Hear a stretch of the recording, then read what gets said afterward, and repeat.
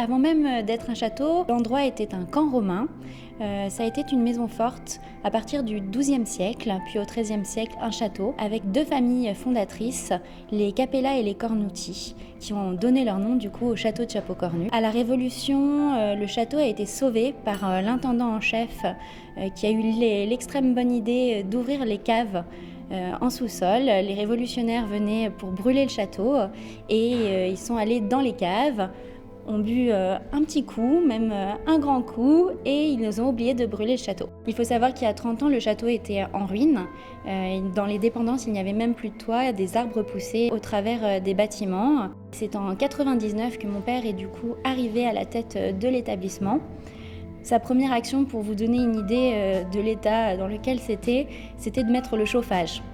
Donc on partait de loin, il n'y avait pas beaucoup de choses et du coup ça a été des années de dur labeur, de passion, d'épicurisme pour remettre en état au fur et à mesure le château. On a acheté l'ensemble de la propriété en 2017. Pour notre part, nous avons donc un grand développement à l'heure d'aujourd'hui. Et ce développement est une structuration de l'établissement avec dans nos dépendances la création d'un centre de séminaire qui a ouvert ses portes il y a une semaine, donc en fin août 2019, et dans le château, la continuation du développement de l'établissement en hôtel 4 étoiles. Le château de Chapeau-Cornu est un complexe hôtelier. Vous pouvez trouver ici un hôtel 4 étoiles, un restaurant gastronomique qui s'appelle le Capella avec son chef Philippe Barberet. Nous avons aussi un bistrot d'été au bord de la piscine avec des formules grillades, barbecue.